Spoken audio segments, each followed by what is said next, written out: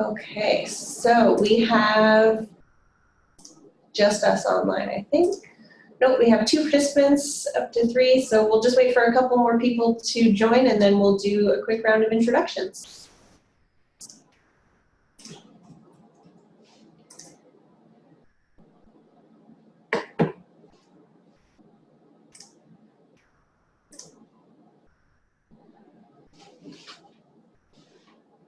All right, so we've got lots of participants, so I think we're ready to start.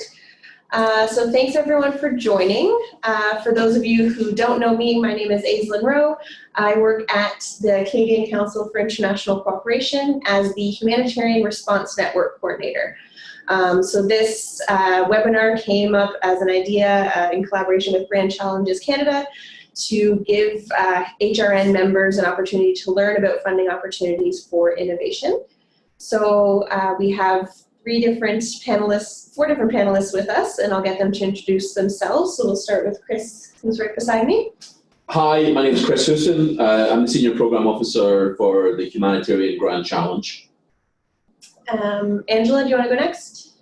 Yes, my name is Angela Francis. I work for the Humanitarian Innovation Fund at ELRHA, focused on gender-based violence.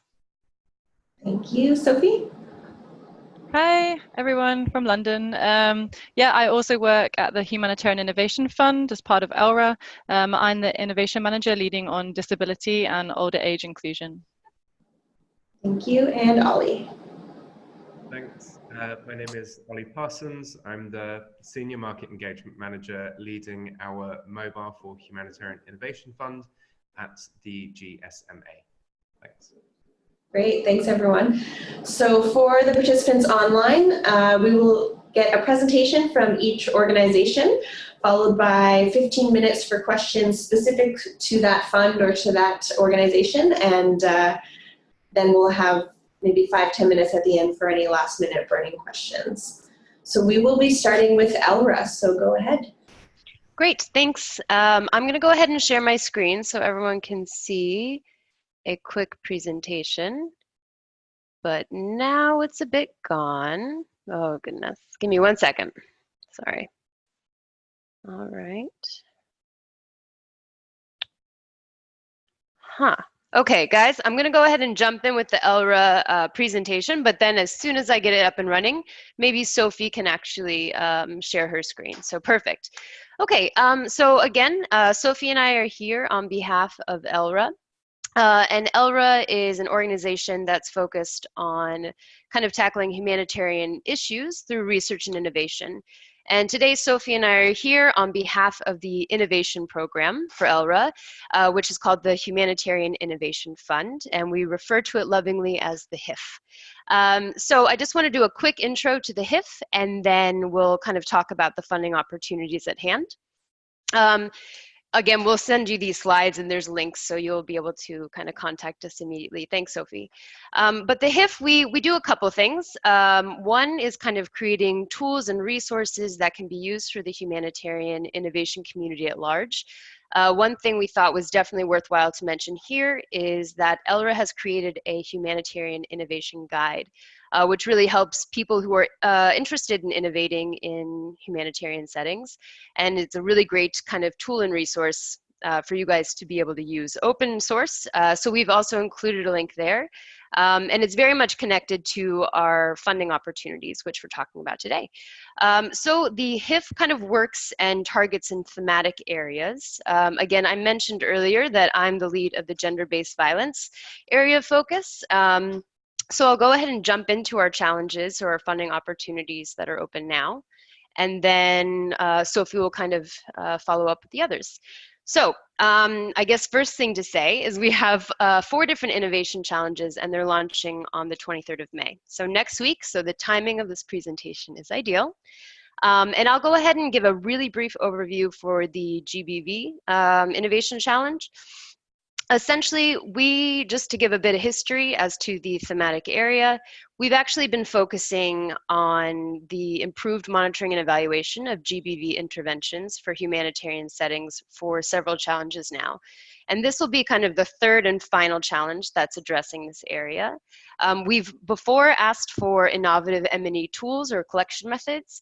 We've also looked at kind of localized outcomes measurement for programs, for GBV programs. But for this call, we're kind of opening it up and essentially recognizing that there are a lot of tools for effective M&E or effective M&E approaches for GBV in emergencies interventions. That said, there's still a pretty weak evidence base. There's not a very rich or robust evidence base for GBV interventions. So knowing that the approaches or effective M&E approaches are out there, we're really trying to focus this call to helping for innovations to help overcome barriers to adopting those effective M&E approaches. And we're looking at it from a very kind of programmatic to systematic level. So for example, innovations that are addressing on a very field level basis our ability to adopt an M&E approach, such as the usability or or access to an effective M&E approach, but then all the way up to looking at a more organizational or even systemic barrier, which could be that policies aren't allowing better M&E approach adoption, or even biases in social cultural perceptions. So I know that's a big overview, but I'll leave it there for now. Again, Sophie's going to follow with the other challenges, and then we'll be able to provide kind of further resources to get more details on the different areas. So over to Sophie. Thanks, Angela.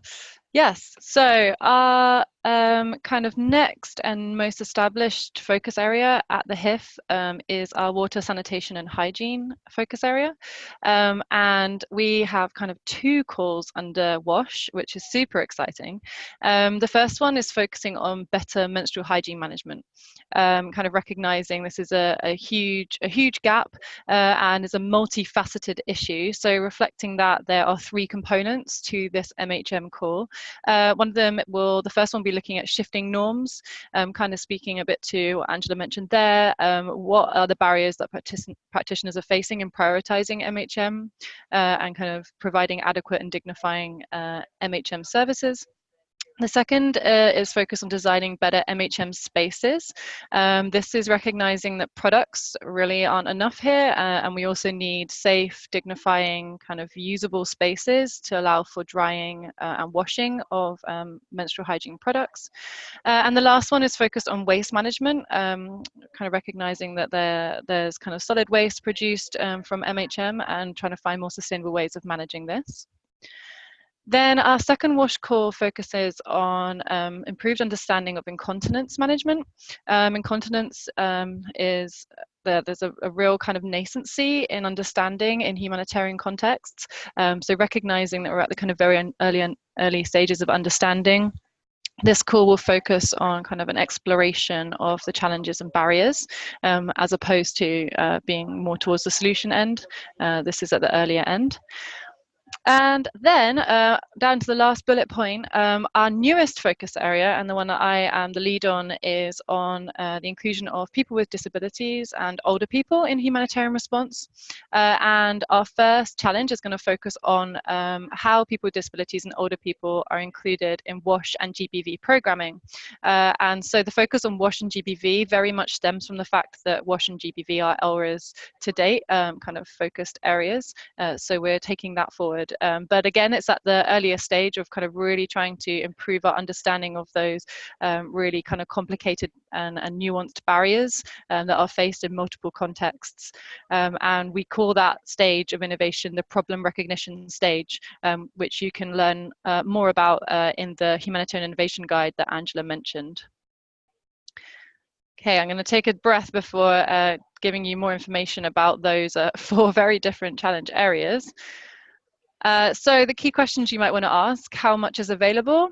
with the caveat that each of those challenges you just heard about has a different kind of funding range, but they broadly fit within the range of 30,000 to 250,000 GBP. I'm sorry, we actually kept GBP. We should have looked at what the Canadian dollar exchange rate was, but I'm sure we can follow up with that, or you can rapidly Google. When can you apply? This is super important. Yeah, it launches on the 23rd of May, so that's next week, and you have a month to submit an expression of interest, which we hope will be kind of a really nice user-friendly approach for innovators to get that kind of first EOI in within a month, and then we will let you know if you're taken to full proposal stage. And then the time frame for delivery in terms of delivering your innovation project. Again, it changes per call, but fits within from December this year, completing in December 2021. We then shared some information below about where you can find out more about this call. So it's not yet launched, so this is very much a kind of look to find the detail next week. We'll be sharing very detailed handbooks. So these are handbooks for applicants about each of the calls that should answer any questions you have. So there will also be contact points within those should you have further questions. Follow the _HIF on Twitter, and also follow us on LinkedIn. And then we've also linked there our Humanitarian Innovation Guide aforementioned, so you can take a look at that as well. Thank you. That was our rapid download of our upcoming funding opportunities for humanitarian innovation. Thank you, Sophie and Angela. So we'll open up the floor to questions from participants. You have a couple options. There's a Q&A box, or you can just put them in the chat, whichever is most convenient for you. I believe you can also raise your hand and I can allow you to speak if that's easier. So please go ahead with your questions.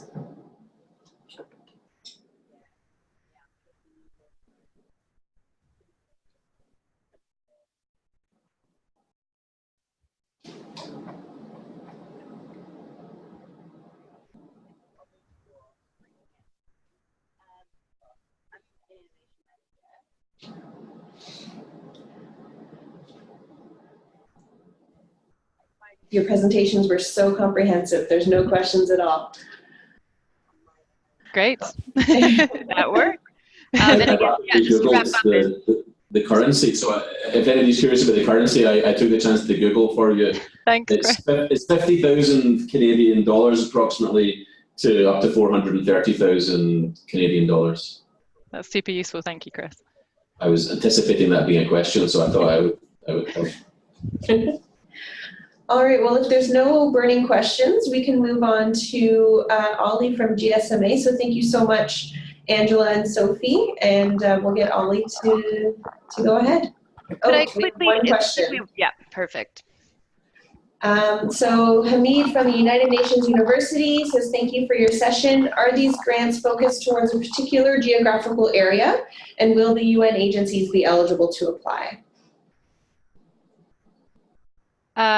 Do we jump in, Angela? Yeah, go ahead. Doing a double act. There is no geographical bounding in this call. All humanitarian contexts are in scope for this. And yes, UN agencies are eligible. And maybe just to add, in fact, any kind of legally registered entity would be able to apply. So that includes agencies, NGOs, companies. All right. Great, and I'm just typing that in so we can have a record of that. So thank you. We'll give a couple more seconds, but then if not, we'll get Olly. Olly, you can, do you have a presentation to share? We'll get that up on the screen, ready to go. Great. Yeah, I'll get that up.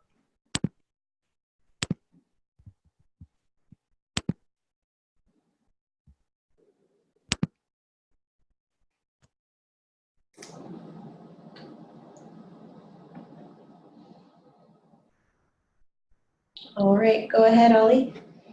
Perfect. Well, thanks very much. As I said at the start of the call, my name is Olly Parsons.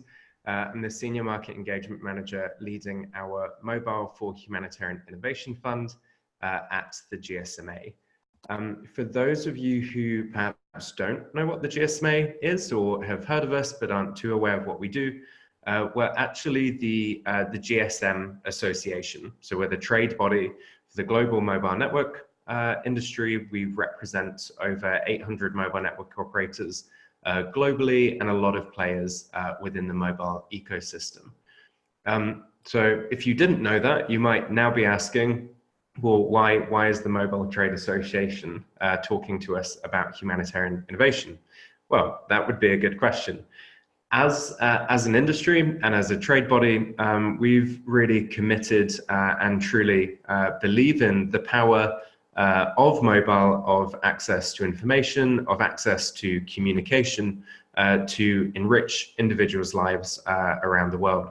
I think if we think about the way that we all make use of our mobile phones on a very daily basis now, they've become an integral tool for the ways in which we lead and manage our lives.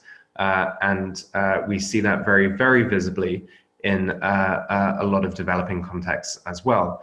So the Trade Association deals with a number of global mobile issues that you might imagine. We work on regulation, we work on spectrum, we work on technology standards.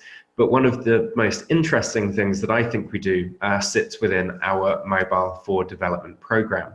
Now, within this department, we have a number of different streams that focus on different thematic areas where we see there being this role for mobile technology to play an enhancing and lead to a socio-economic impact for individuals. So we have a number of different programs. You can find out much more information about the broader work that we do on our website, and you'll see a few of the examples there on the PowerPoint. So mobile money, I think, is something that a lot of people are aware of, is growing in popularity, growing in coverage, and that leading to a whole host of services that can then be run off of that system if you have it as an enabling service within a market. We have programs focusing on utilities provision, so underserved, quite often rural areas where there isn't a standard provision of utilities, and finding methods and systems that can run off of a mobile network or be enabled by a mobile network or a mobile payment system that allows access to individuals who previously would not have been considered viable customers. So we really look for that economic and social impact opportunity, and we utilize our power and our position then as a trade association, the relationships that we have with the global mobile industry and mobile network operators to really encourage them, facilitate them and support them in engaging in developmental areas of opportunity. What we also do, and what we've done over really the past decade, is build up increasingly strong relationships with humanitarian and developmental stakeholders, again, supporting these organizations in digitizing their strategies for engagement, but also facilitating interaction with the mobile industry. We know that it is not always an easy industry to engage with, but we feel that we have a really unique opportunity and position to sit between these two sectors and to help this private-public sector type of partnership that we want to encourage come to fruition. So within the wider Mobile for Development program, we have a program which I work on called the Mobile for Humanitarian Innovation Program. A tiny bit of a mouthful. And within that program, I run the Mobile for Humanitarian Innovation Fund. And I'm going to talk about that a bit more in a moment and the opportunities there.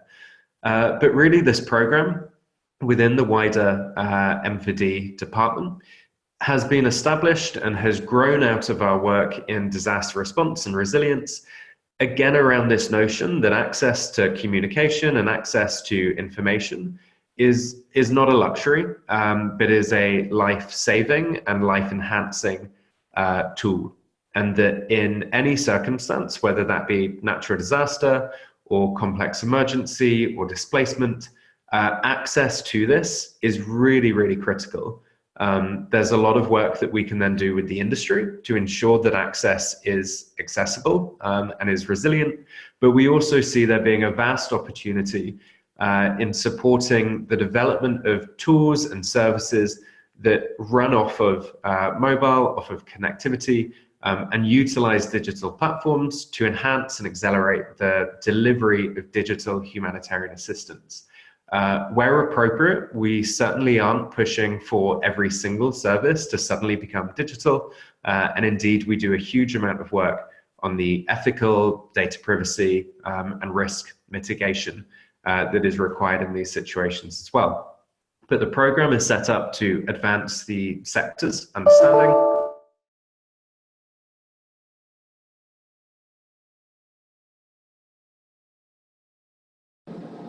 Looks like we just lost Olly. Apologies for that. We'll wait for him to get back. Hopefully it's not too big of an issue.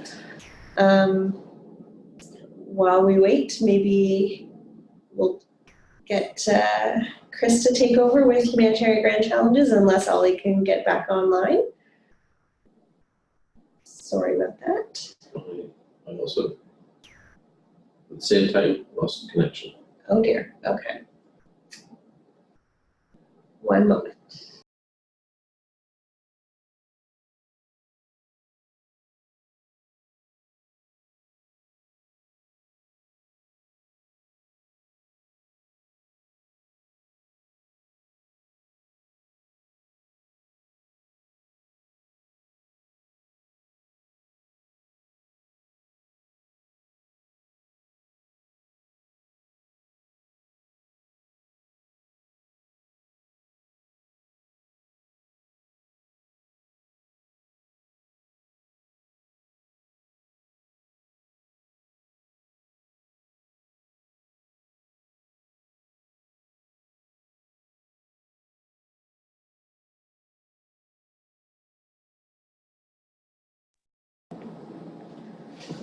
Okay, so hi, my name is Chris. My name is Chris Houston, and I work for Grand Challenges Canada, and I'm the Senior Programme Officer for the Humanitarian Grand Challenge. We're funded thanks to USAID, to DFID in the UK, and the Dutch Ministry of Foreign Affairs.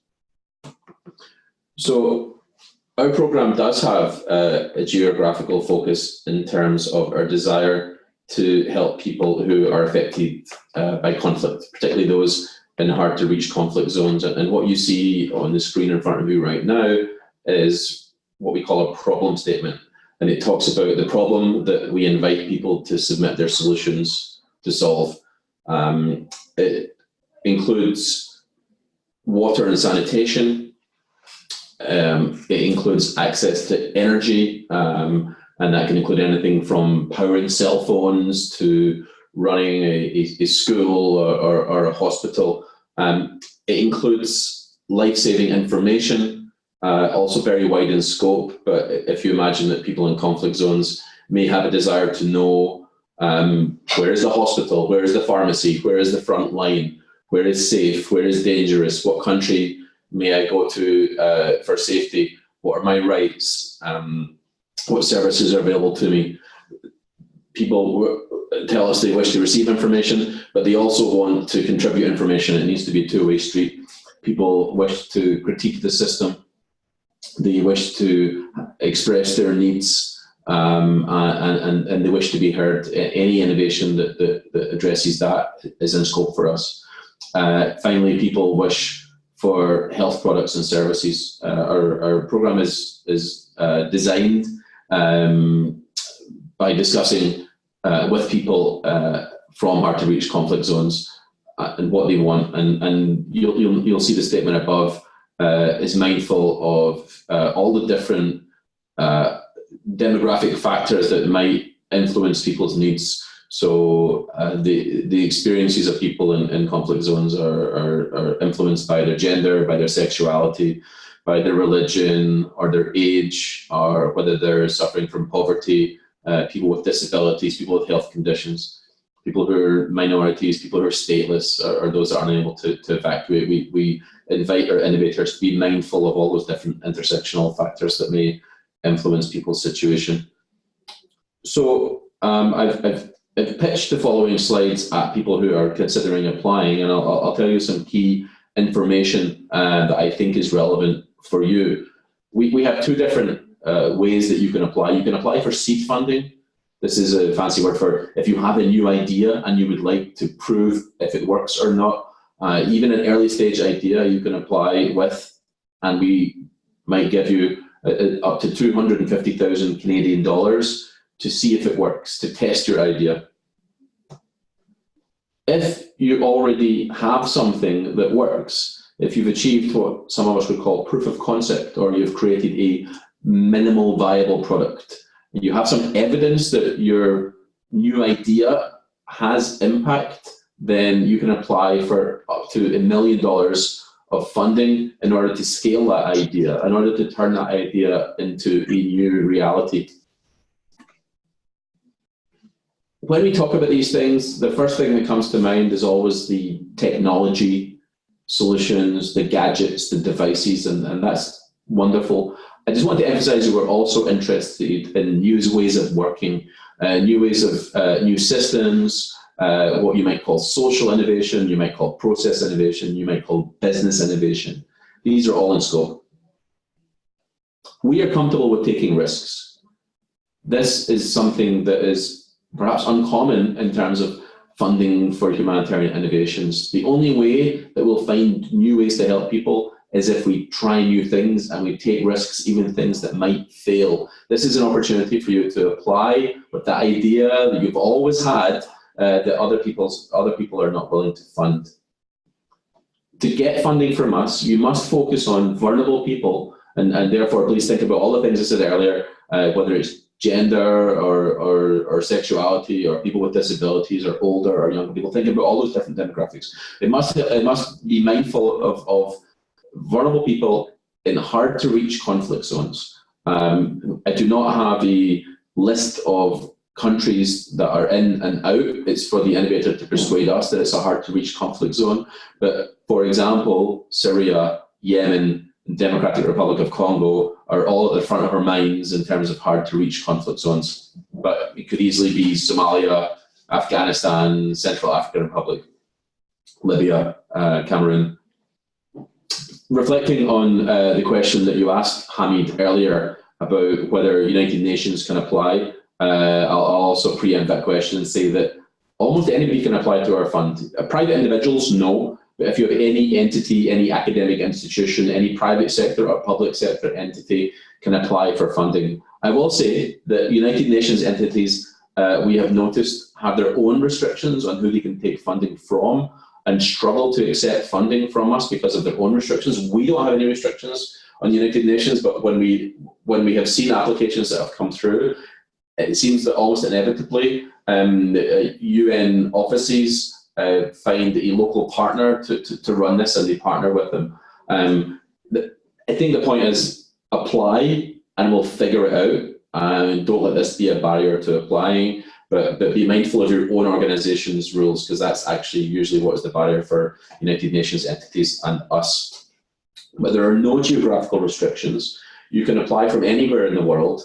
When you're focused on conflict zones, as we are, then many of the best ideas come from refugees who have fled the conflict zones. So whereas traditionally we focused on only allowing people in low and middle income countries to apply, there are 1 million Syrian refugees in Germany right now. And so any sort of geographical restriction we have removed. I see Olly's back online, but should I continue and we come back to Olly? We do, however, favour, that's on the screen, yeah. We do favour funding people who have lived experience of conflict zones.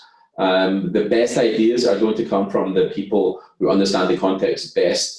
The best ideas for Syria are likely to come from Syrians. The best ideas for Yemen are probably going to come from Yemenis. So we're particularly keen to hear from local innovators. And if you're sitting in Canada right now, that probably means that your application will be taken more seriously if you're an international organization that has experience in these areas, or you're in partnership with people from the communities that we seek to serve. We are very comfortable and we encourage innovations that include the private sector. We believe that the private sector is better at some things than many of us that work in the humanitarian space. For example, manufacturing or distribution or customer services. Customer service, we think, I mean, to be successful in our program, probably diverse teams do best in our process, and that means teams of people in the global north and the global south. It means traditional humanitarians with non-traditional partners do well. I'm going to give you some tips, although none of this is actually secret, but it's usually worth saying. There are no secret rules or any secret formula. The key to success is in our request for proposals document, which we will publish on the website when you can apply. Here's something that people miss. The people who review the proposals that come through us are in 4 different categories. There are subject matter experts, people who are experts in health, water and sanitation, energy and information. There are also people with the ethics expertise. There are also people who are affected by humanitarian crisis. And there are also private sector leaders. That means 3 out of the 4 will not be experts in the exact subject matter area that you've applied for. Do not use complicated language in your application. Use plain English or French. Avoid jargon. Explain really clearly what is the problem that you're trying to solve and how you will solve it. It must be an innovation. This must be something that doesn't happen already. Including an app or a solar panel or a tablet is modern but not an innovation. The point is that we're funding new things that have not happened before. However, a change of context is innovative to us. So if you have something that you've only used in peaceful settings and you're bringing it to DR Congo for the first time, that is innovative. So change of context is considered to be innovative. I've said it before, but it bears repeating. You must focus on a hard-to-reach conflict zone. What happens when people apply to us is that there's a early screen where each proposal is looked at by a handful of people for about 10 or 15 minutes, and they focus on a couple of questions that we ask in the application form. Application form is about 2 pages. It's about 17 questions. It's a simple form, but the first few are quite important. You need to really convey what is the exact problem that your innovation is going to solve.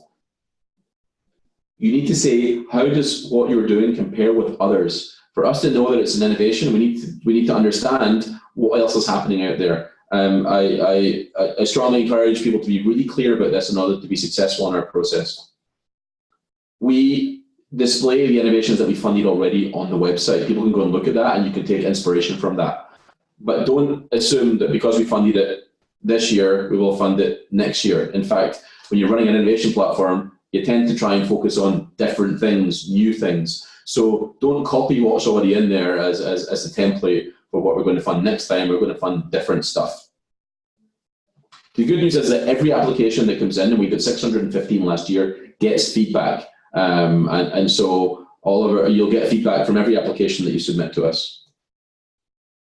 Also, like ELRHA, this is great timing. We are about to launch on Tuesday of next week and give you the opportunity to apply for funding. When we do so, the rules will be posted online and you'll be able to see them. You'll have an 8-week window, and the application portal is available through our website, humanitariangrandchallenge.org. If you have any questions, you're very welcome to ask us. We, of course, will not help people submit applications, but you can ask questions and we will answer them. Our website address is on the screen right now, and that's the end of my presentation. And after this, we'll let Ollie finish his presentation. But in the meantime, I invite any of you to ask any questions using the chat function at the bottom of your screen. Thank you. Thanks, Chris. So while Ollie can get set back up, if there's any questions, I see there's one already. Will there be a limit as to the number of applications that an organization may submit?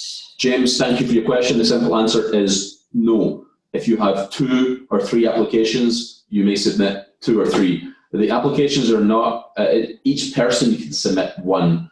You, James, can be the lead on 1 and could be a secondary applicant on the other. But if your organization has 3 people in it, you can submit 3 applications. Thank you. Thanks for your question, James. I'm very happy to take questions from anybody else. You can ask that now, or you can contact us through info@ humanitariangrandchallenge.org. I think that was the only question, so I'll give way to Ollie. Yes, welcome back, Ollie. Hopefully technical difficulties are not going to stop us this time. Yes, apologies about that. Can you hear me clearly? Yes. Great. So I apologize. I'm currently in transit. I've realized I'm without my adapter for my laptop, and my laptop has died on me. So I'm going to continue via audio. I will share the rest of my slides, and I hope that works for everybody. So yeah, apologies for the disruption. Thanks for jumping in there, Chris. Thanks, Ollie. Go ahead. So I believe I was just getting to the interesting bit of my presentation where I too kind of gave a little more information about the current opportunity that we have open. So as I mentioned, I lead our Mobile for Humanitarian Innovation Fund on the program. We have run 2 of these funding rounds in the past 18 months. Round 1, we funded projects as diverse as drone-based LTE connectivity search and rescue systems, down to micro-tasking income generation for displaced populations. So we have a really interesting set of round 1 grantees. We have a set of round 2 grantees, which are currently just completing their contracting process. And really excitingly, just over a week ago, we launched our round 3 funding application portal. So it is live now. I'll share a bit more detail about it over the next couple of minutes. But please bear in mind that our deadline for initial concept notes is the 7th of June. So just over 3 weeks left. Like I think the HIF and the Grand Challenges opportunity, the initial input is shorter. So we're really looking for information about the concept. That is our webpage. Thank you very much for getting that up. You can find more information about the program and the funding opportunity there as well. But what are we offering? So we have 3 phases of funding in this round. 2 phases up to 300,000 British pounds, and I apologize, I also haven't translated that into Canadian dollars. So phase 1 and 2. Phase 1 can be projects that have been implemented in a developed or commercial setting. So not anything really to do with a humanitarian context, but have been proven to provide a really powerful and sustainable level of impact in the setting for which they've designed. And we're offering funding of up to £300,000 from £50,000 to adapt that innovation or that solution for a humanitarian setting. Really the rationale behind that set of funding is that we know within the wider mobile for development space of a lot of really great and really impactful solutions that are now starting to come to maturity in a developing context. And we want to provide that type of organization and that type of innovator with the capital to now contextualize that if it is possible. The second phase of funding, again, stretching from £50,000 to £300,000, is for the trialing and piloting of new and previously untested service delivery or tools for communities themselves to be making use of in humanitarian contexts. The third piece, which has a higher funding limit of up to £500,000, is for, again, products, services, tools that previously have demonstrated impact, but are now looking to continue their journey to scale. So we recognize that there is quite often a bit of a danger within the kind of innovation humanitarian sector of large pilots that are perhaps interesting and impactful to a degree, but really struggle then with the next step on their journey to wider scale. We know that £500,000 is not a great deal of money in some respects, but we're really hoping that that funding, along with the support that we as the GSMA would provide, can be a facilitator in that onwards journey towards scale. So 3 phases of funding. The headline being it stretches from 50 to 500,000, and I can see the Canadian dollars there on the screen. That's excellent. So $86,000 up to $865,000. Projects should be intended to be implemented over 12 to 18 months.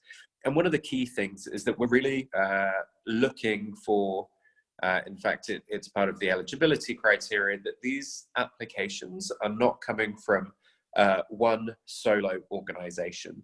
So to be eligible, you need to be working with at least one other organization listed as an implementing partner. We are really excited about different combinations of partners. So rather than perhaps 3 near identical NGOs working together on something, although that would be eligible, we're really excited about the types of partnerships that we don't normally see, or that could be facilitated by this type of funding. So it would be great to see partnerships between a tech-savvy digital commercial organization, a mobile network operator, a local community-led non-governmental organization, perhaps then with additional expertise or support provided by an INGO. So we're really looking for interesting collaborations where each partner is bringing a different strength and a different insight to the process. What do we provide other than the funding? Well, we provide support in implementation. So every successful grantee will be assigned an engagement manager from the GSMA who will support not only on project planning, but really on finding ways to engage with the mobile industry, finding ways to make sustainability models more sustainable, or by assessing different business models, working to engage with our very wide network of stakeholders in the technical sphere, so connecting you with experts within the GSMA and outside, really to support the projects as much as we can. We'll also use our platform as a global trade association to disseminate the learnings from your project. So we have a very strong monitoring and evaluation component, and we want to learn. We want to help you learn what is working, what is not working, and then make sure that we share that with the rest of the sector.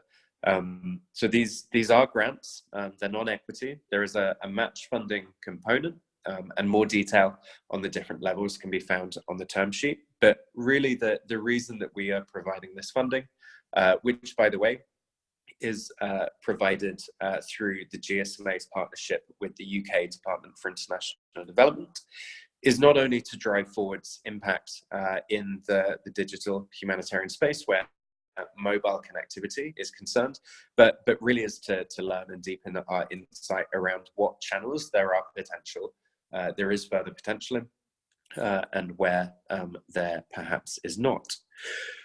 So I hope that's given you a snapshot. I've probably not covered every single point that was in my PowerPoint, but I am really happy to take any questions now, and I will definitely share the slides following the call. I would urge everybody to give them a quick scan.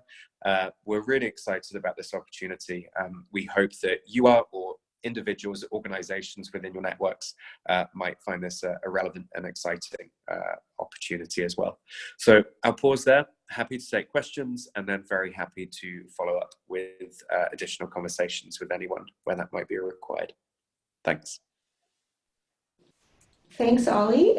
So as he said, there's now time for questions, so please type them in, or you can raise your hand and I can let you speak. That's not a problem. While we wait for those to come in, there has been one additional question for Chris. Is there any preference for gender to be considered as part of the Grand Challenge innovation? I mean, the simple answer is yes. We want people to be mindful of gender, sexuality, people with disabilities, age, in every aspect of minorities, but Grand Challenges Canada is a proudly feminist organisation, and we will assess every proposal that comes in based on its thoughtfulness around gender, and that means that we want people to think about how you help the people you wish to serve, but also we're looking at the organisations themselves. How are they structured? Who are the applicants? What is the gender diversity in the teams? So we look at this at all levels. We also are mindful that we're encouraging people from parts of the world where gender equality is extremely bad, and therefore we'll be supporting our innovators like Olly mentioned. I think all of us, we're not just in the business of giving people funding, but we're also in the business of providing technical support and networking support. And that technical support will be supporting innovators to improve their thoughtfulness around issues of gender and all other aspects of vulnerability. Thank you for asking that question, Carlos. Thank you, Chris. So we have a next question. I think it's for Olly.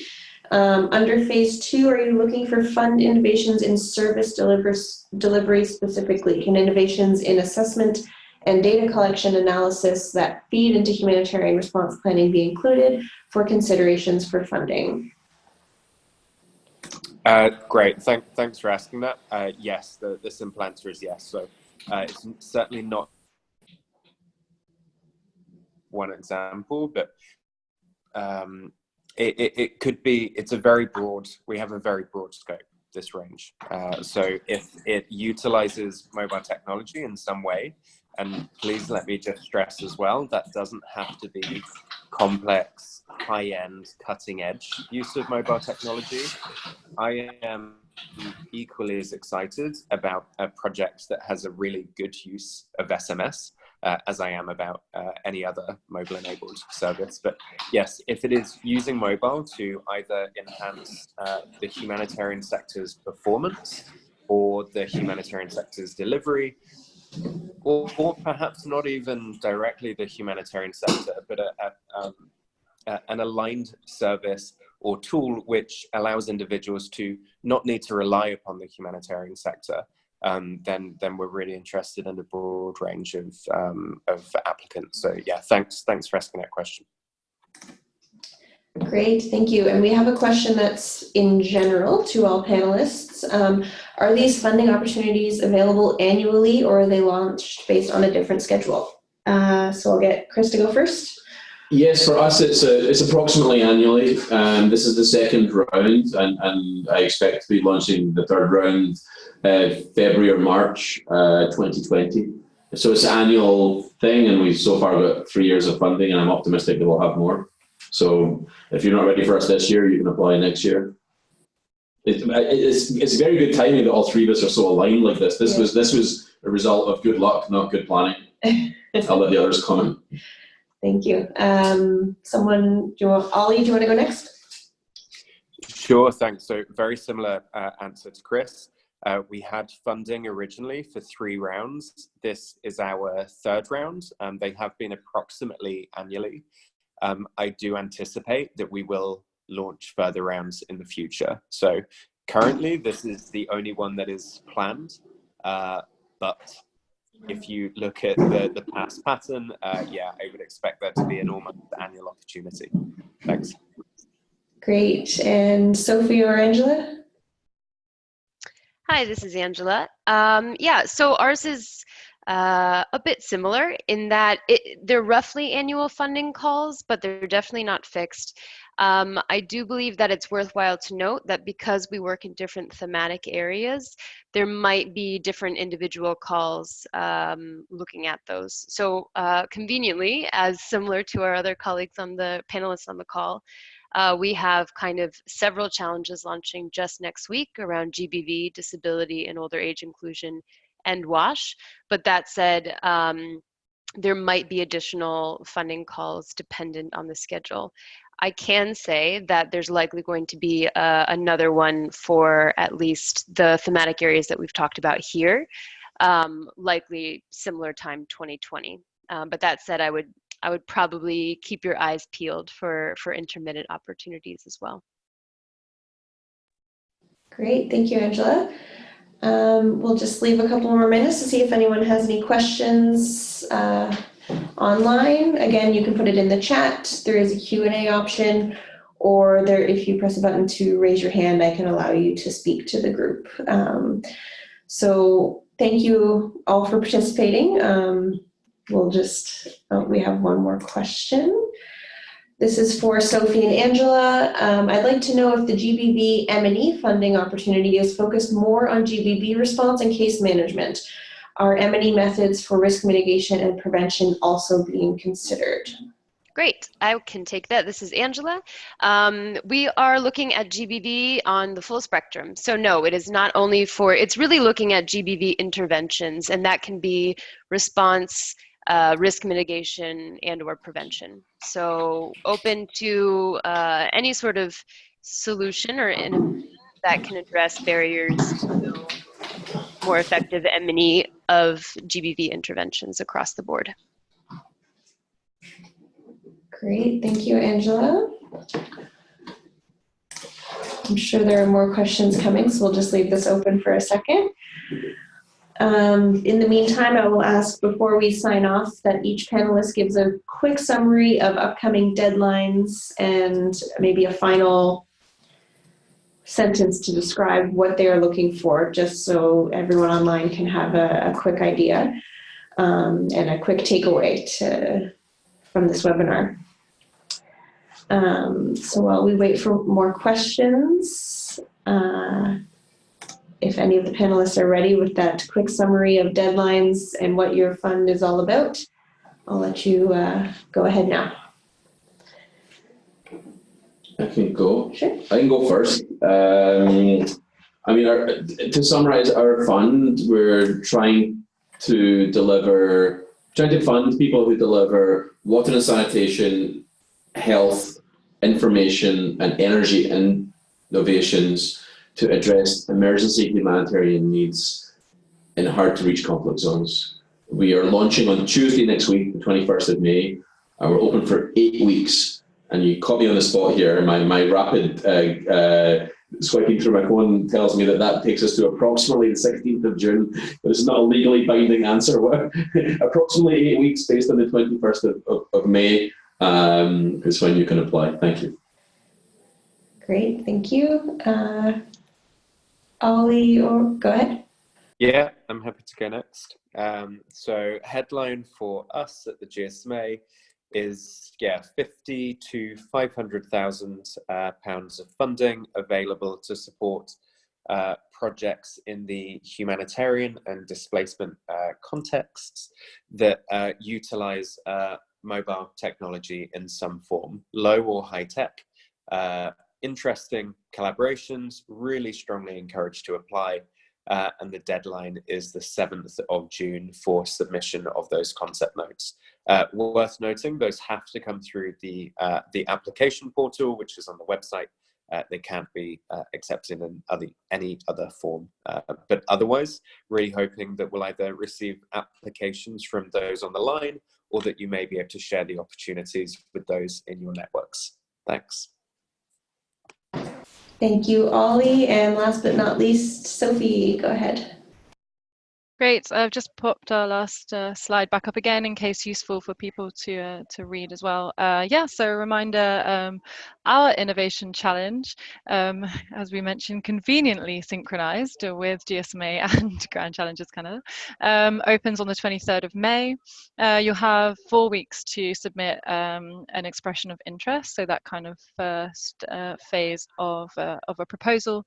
And as Ali mentioned, for us as well, our application have to come in through our Common Grants application, which you will be directed to if you seek any of this information on our website.